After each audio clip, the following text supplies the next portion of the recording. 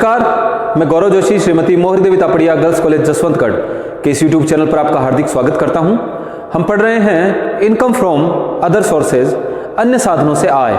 इस चैप्टर का तीसरा क्वेश्चन आज सोल्व करते हैं। श्री घनश्याम की आयों के निम्नलिखित विवरण से आप 31 मार्च 2020 को समाप्त होने वाले वर्ष की अन्य साधनों से आय शीर्षक की कर योग्य आय ज्ञात कीजिए। विवरण दिए गए हैं श्री घनश्याम की आयों के संबंध में, इनकम के संबंध में। पहला है, जयपुर आयरन वर्क्स लिमिटेड से सितंबर 2019 में खाते में जमा होने वाले चेक द्वारा प्राप्त लाभांश 3240 रुपए। तो इनको 3240 रुपए लाभांश प्राप्त हुआ है। जयपुर आयरन वर्क्स लिमिटेड जो कि एक कंपनी है, तो कंपनी से प्राप्त लाभांश करदाता के लिए करमुक्त होता है। घरेलू कंपनी से प्राप्त लाभांश करदाता के लिए 10 लाख रुपए तक करमुक्त होता है।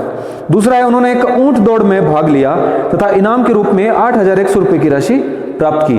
तो विनिंग फ्रॉम कैमल रेस, ऊंट दौड़ में, घुड़दौड़ में किसी प्रकार की दौड़ से अगर राशि जीती जाती है तो आकस्मिक आय कहलाती है, और ऐसी आय अन्य साधनों से आय शीर्षक के अंतर्गत कर योग्य होती है। ऐसी आय में से किसी प्रकार के खर्चों की कटौती नहीं दी जाती, और ऐसी आय अगर 10,000 रुपए से अधिक की है तो उस पर 30% की दर से उद्गम स्थान पर कर की कटौती की जाती है। तो 8100 रुपए प्राप्त हुए हैं। 8100 रुपए इनाम की राशि है, तो 8100 रुपए ही इनको प्राप्त हुए हैं। तीसरा है, फ्रांस में स्थित एक विदेशी कंपनी से अगस्त 2019 में प्राप्त लाभांश 3200 रुपए। तो एक विदेशी कंपनी है, विदेशी कंपनी से अगर लाभांश प्राप्त होता है तो ऐसा लाभांश अन्य साधनों से आय शीर्षक के अंतर्गत कर योग्य होता है। उनको यूको बैंक से स्थायी जमा पर 10 मई 2019 को 20,000 रुपए ब्याज के प्राप्त हुए।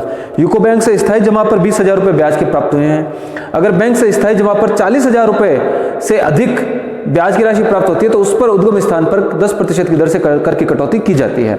लेकिन 20,000 रुपए प्राप्त हुए हैं तो ये सकल राशि 20,000 रुपए ही जो है इनकी आय में शामिल की जाएगी। पांचवा, उनको एक भारतीय कंपनी से स्थायी जमा पर 20 जनवरी 2020 को 9,000 रुपए ब्याज के प्राप्त हुए। बैंक से स्थायी जमा पर ब्याज की राशि अगर प्राप्त होती है तो 40,000 रुपए से अधिक राशि प्राप्त होने पर उद्गम स्थान पर कर की कटौती की जाती है। और अगर बैंक के अलावा किसी अन्य कंपनी, फर्म, वित्तीय संस्थान से अगर कोई जमा पर ब्याज की राशि प्राप्त होती है, स्थायी जमा पर ब्याज की राशि प्राप्त होती है, तो 5,000 रुपए से अगर ब्याज की राशि अधिक हो तो उस पर उद्गम स्थान पर कर की कटौती की जाती है। तो 9,000 रुपए ब्याज के प्राप्त हुए हैं, यानी कि ये शुद्ध राशि है, इसको सकल बनाना होगा। इसमें से टीडीएस उद्गम स्थान पर कर की कटौती की गई है, तो इसको सकल बनाकर हम आय में शामिल करेंगे। छठा है, जनवरी 2020 में लॉटरी के नाम के संबंध में 30,750 रुपए का एक स्कूटर एवं 4,250 रुपए नगद प्राप्त किए। तो इनको इनाम की राशि प्राप्त हुई है लॉटरी के रूप में, विनिंग फ्रॉम लॉटरी। तो लॉटरी से इनाम की रकम जीती है। अगर आकस्मिक आय 10,000 रुपए से अधिक हो तो उस पर उद्गम स्थान पर करके कटौती की जाती है 30% की दर से। तो ये जो आय है ये 10,000 रुपए से अधिक है, और ये जो इनको प्राप्त हुई है ये आय 30,750 और 4,250 रुपए यानी 35,000 रुपए। तो इसको हमको सकल करना पड़ेगा। 35,000 रुपए जो है शुद्ध राशि है, इसको सकल करके फिर इनकी आय में शामिल किया जाएगा। श्री घनश्याम हंसा लिमिटेड के 100 रुपए वाले 100 समतांशों के धारक है। कंपनी ने अपने सामान्य संचय में से 2 समतांशों के बदले एक बोनस अंश 30 जून 2019 को बंटन किया। बोनस अंश निर्गमित किए गए हैं, तो करदाता को अगर बोनस अंश प्राप्त होते हैं तो ये इनकी आय नहीं मानी जाती और ना ही इनको अन्य साधनों से आय शीर्षक के अंतर्गत शामिल किया जाता है। आठवां है, वे बिरला जूट मिल्स लिमिटेड के 100 रुपए वाले 50 अंशों के धारक है और पूंजी में कमी करने के कारण 2,000 रुपए नकदी इनको दिए गए। तो पूंजी में कमी करने के कारण इनको कुछ भुगतान किया गया है, तो ये आय भी अन्य साधनों की आय शीर्षक के अंतर्गत कर योग्य नहीं होगी। नौवां है, वे सुजाता तेल मिल्स लिमिटेड के 30% समतांशों के धारक है। इस कंपनी में जनता का सार्वजनिक हित नहीं है। उन्होंने जनवरी 2020 में इस कंपनी से 40,000 रुपए का ऋण लिया। ऋण की तिथि को कंपनी के एकत्रित लाभ 30,000 रुपए के थे। तो ये डीम्ड डिविडेंड माना गया लाभांश कहलाता है। अगर किसी कंपनी में करदाता का सार्वजनिक हित हो और उस कंपनी में जनता का सार्वजनिक हित नहीं हो, जैसे कि 9वें पॉइंट में कहा है, सुजाता तेल मिल्स लिमिटेड में जो ये अंशों का धारक है श्री घनश्याम, इसका सार्वजनिक हित कहलाता है 10% से समतांश अगर धारण कर रखे हों। तो इस 30% समतांश धारण कर रखे हैं इन्होंने, तो इनका सार्वजनिक हित है, जबकि जनता का सार्वजनिक हित नहीं है। तो ऐसी कंपनी से अगर कोई ऋण प्राप्त किया जाता है, ऋण लिया जाता है, तो कंपनी के एकत्रित लाभों के बराबर राशि जो है लाभांश की राशि मानी जाती है। लेकिन 2019-20 से ऐसे लाभांश करमुक्त कर दिए गए हैं। अगर इससे पहले की बात की जाए तो 30,000 रुपए यहां पर अन्य साधनों से आय शीर्षक के अंतर्गत कर योग्य होते, लेकिन अब वित्तीय वर्ष 2019-20 से इस प्रकार का लाभांश जो है डीम्ड डिविडेंड माना गया लाभांश कर मुक्त कर दिया गया है, तो अन्य साधनों से आय शीर्षक के अंतर्गत इसको शामिल नहीं किया जाएगा। 10वां है उन्होंने यूनिट ट्रस्ट ऑफ इंडिया तथा राष्ट्रीय बचत पत्र अष्टम निर्गमन के हेतु डाकघर के एजेंट के रूप में कार्य करने के कमीशन के 16,000 रुपये प्राप्त हुए। तो कमीशन के 16,000 रुपये प्राप्त हुए हैं डाकघर एजेंट के रूप में, और वे अनुमानित वे 10,000 रुपये की कटौती की मांग करते हैं।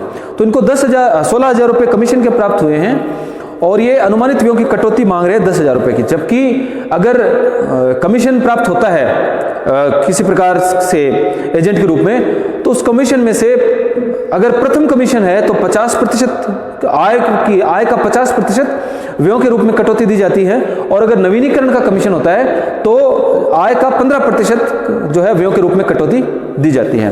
तो यहाँ पर 10,000 के अनुमानित व्ययों की कटौती की मांग कर रहे हैं, लेकिन यहाँ पर हम 50% जो है व्ययों की कटौती देंगे। 16,000 में से 50% व्ययों की कटौती देने के बाद शेष राशि इनकी आय में शामिल की जाएगी। 11वां उनको उनकी मृत पत्नी के पूर्व नियोक्ता से पारिवारिक पेंशन 5,000 रुपये प्रतिमाह प्राप्त होती है। इनको पारिवारिक पेंशन प्राप्त हो रही है। पारिवारिक पेंशन अन्य साधनों से आय शीर्षक के अंतर्गत कर योग्य होती है। 5,000 रुपये प्रतिमाह है, साल भर की 60,000 रुपये हो गई, और पारिवारिक पेंशन में से जो है एक मानक कटौती दी जाती है 15,000 रुपये, या फिर पारिवारिक पेंशन का 33.1/3%, दोनों में से जो कम हो उसके बराबर की मानक कटौती दी जाती है। तो इस पेंशन में से इनको मानक कटौती दी जाएगी और उसके बाद में शेष राशि इनकी आय में शामिल कर ली जाएगी। 12वां है गत वर्ष में उसे अपने भाई से 1 लाख रुपए का, तो अगर किसी रिलेटिव से, रिश्तेदार से अगर उपहार प्राप्त होता है तो ऐसा उपहार कर मुक्त होता है। भाई रिलेटिव की श्रेणी में आता है, रिश्तेदार की श्रेणी में आता है, तो भाई से जिनको उपहार मिला है वो उपहार अन्य साधनों से आय शीर्षक के अंतर्गत शामिल नहीं किया जाएगा। और भतीजे से 50,000 रुपये का उपहार मिला, भतीजा रिश्तेदारों की श्रेणी में नहीं आता।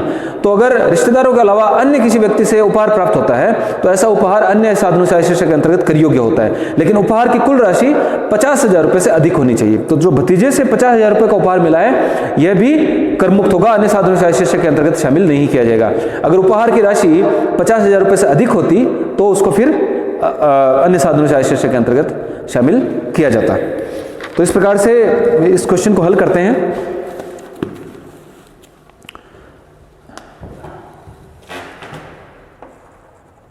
Computation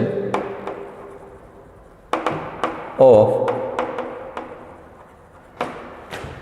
taxable income,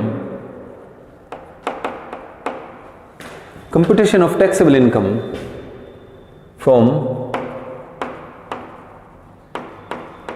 other sources of Mr. Ghanshyam for the assessment year 2020-21.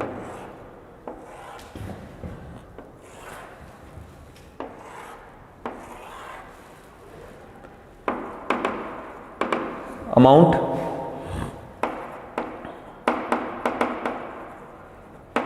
Particulars, पहला है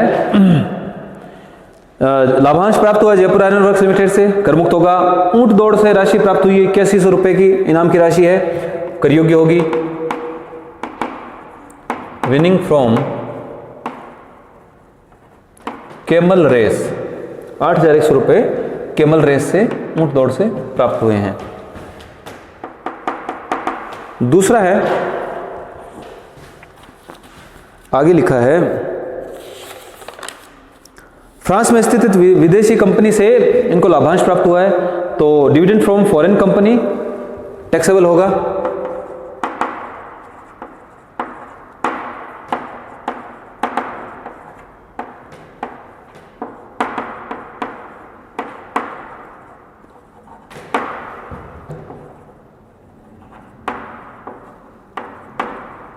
₹3200 जो है टैक्सेबल होगा, डिविडेंड रिसीव हुआ है फॉरेन कंपनी से।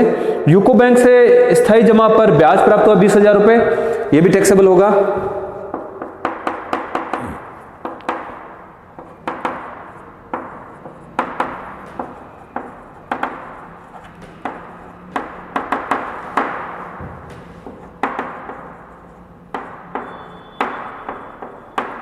यूको बैंक से ब्याज प्राप्त हुआ है इस एफडी पर 20,000 रुपये। टैक्सेबल होगा। और एक भारतीय कंपनी से स्थायी जमा पर 9,000 रुपये ब्याज के प्राप्त हुए। तो भारतीय कंपनी, कोई फर्म, कोई वित्तीय संस्था अगर इनसे 5,000 रुपये से अधिक ब्याज की राशि प्राप्त होती है तो उस पर उद्गम स्थान पर कर की कटौती की हुई होती है, तो उसको सकल बनाना होता है। तो 5,000 रुपये से अधिक अगर ब्याज की राशि अधिक है तो उस पर 10% की दर से उद्गम स्थान पर कर की कटौती की जाती है।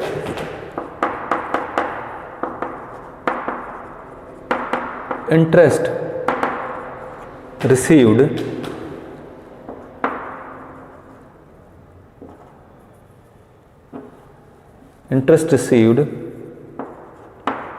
on fixed deposit from a company।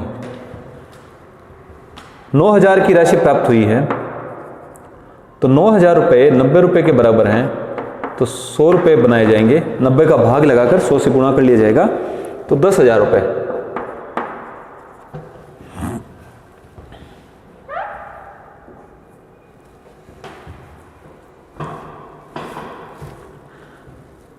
आगे है, जनवरी में लॉटरी से इनाम प्राप्त हुआ है,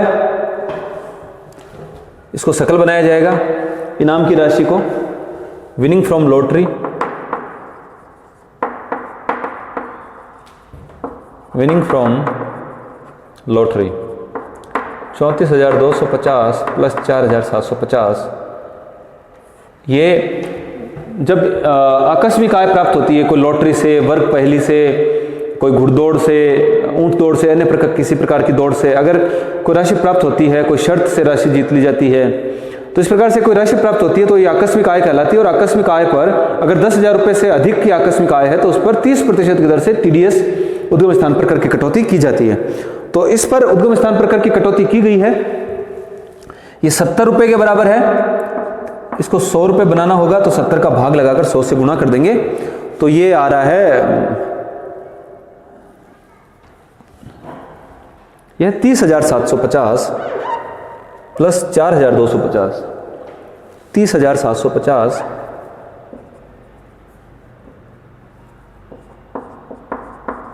30,750 प्लस 4,250, 30,750 रुपये का स्कूटर और 4,250 नगद में प्राप्त हुए हैं, तो ये है 35,000। तो 35,000 में 70 का भाग लगाकर 100 से गुणा करने पर यह आ रहा है 50,000 रुपये।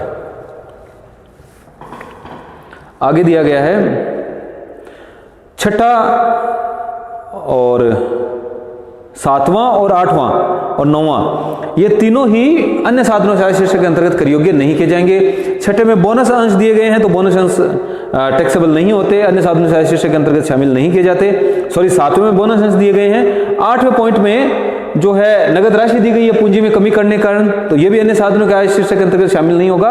और 9वें पॉइंट में जो है माना गया लाभांश डीम्ड डिविडेंड दिया गया है जो कि वित्तीय वर्ष 2019-20 से कर मुक्त है।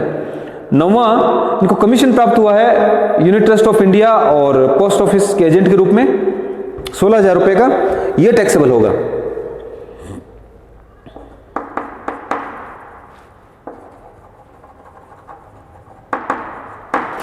कमीशन फ्रॉम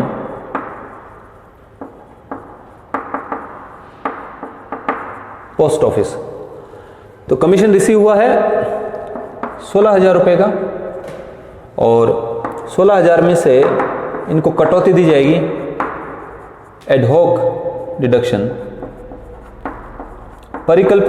इनको परिकल्पित कटौती दी जाएगी कमीशन की इनकम में से। ये इन्होंने एक एजेंट के रूप में काम किया है, तो कोई भी एजेंट जब कोई बचत पत्र बेचने के लिए जाता है या कोई क्लाइंट बनाता है, कोई बीमा करवाता है, तो एजेंट को मेहनत करनी पड़ती है, एजेंट को कस्टमर्स के पास, क्लाइंट के पास जाना पड़ता है, तो उसके कुछ खर्चे भी होते हैं, ट्रैवलिंग का खर्चा है, खाने पीने का खर्चा है, तो उन खर्चों की कटौती आयकर अधिनियम में दी जाती है। तो जो आय प्राप्त हुई है उस आय में से परिकल्पित कटौती दी जाती है, एक एडहॉक डिडक्शन दिया जाता है। तो अगर प्रथम कमीशन है, क्योंकि प्रथम बार जब अगर कोई बीमा करवाया जाता है या कोई बचत पत्र बेचे जाते हैं तो ज़्यादा मेहनत करनी पड़ती है, तो अगर प्रथम कमीशन है तो प्रथम कमीशन में से जो आय का 50% कटौती के रूप में दिया जाता है, व्ययों की कटौती दी जाती है। और अगर नवीनीकरण का कमीशन है तो उसमें से 15% व्ययों की कटौती दी जाती है। तो हम प्रथम कमीशन मानेंगे, यहाँ पर ऐसा कुछ नहीं लिखा है नवीनीकरण के बारे में, तो प्रथम कमीशन पर 50% की कटौती दी जाती है, तो एडहॉक डिडक्शन दिया जाएगा 16,000 का 50%, 8,000 रुपये। और 8,000 रुपये जो है इनकी आय में शामिल किया जाएगा।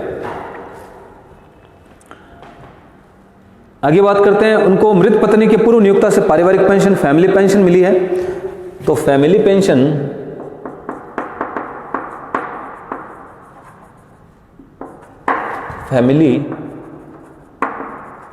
प्राप्त हुई है। 5,000 रुपये प्रति माह है, तो 12 महीने की 60,000 रुपये। और पारिवारिक पेंशन जो है, पारिवारिक पेंशन में से 15,000 रुपये या पेंशन का 33.3%, दोनों में से जो कम हो उसके बराबर की कटौती मानक कटौती के रूप में दी जाती है, लेस स्टैंडर्ड डिडक्शन। तो 15,000 और 33 से 1/3, तो इसका 33 से 1/3 होगा 20,000 रुपये, और दूसरी राशि है 15,000, दोनों में से जो कम हो, तो 15,000 रुपये कम है तो 15,000 की स्टैंडर्ड डिडक्शन दे दी जाएगी, और 45,000 रुपये जो है टैक्सेबल होंगे। सबका टोटल कर लिया जाएगा, क्योंकि जो नेक्स्ट पॉइंट है 12वां, उनको भाई से उपहार मिला है तो अपने रिश्तेदारों से अगर उपहार मिलता है तो ऐसा उपहार कर मुक्त होता है। और जो गैर रिश्तेदार हैं, जो रिश्तेदार की श्रेणी में नहीं आते, अगर उनसे कोई उपहार मिलता है तो 50,000 रुपये तक का उपहार कर मुक्त होता है। तो जो 12वां पॉइंट है वो उनकी आय में शामिल नहीं किया जाएगा। तो इनका टोटल कर लेंगे।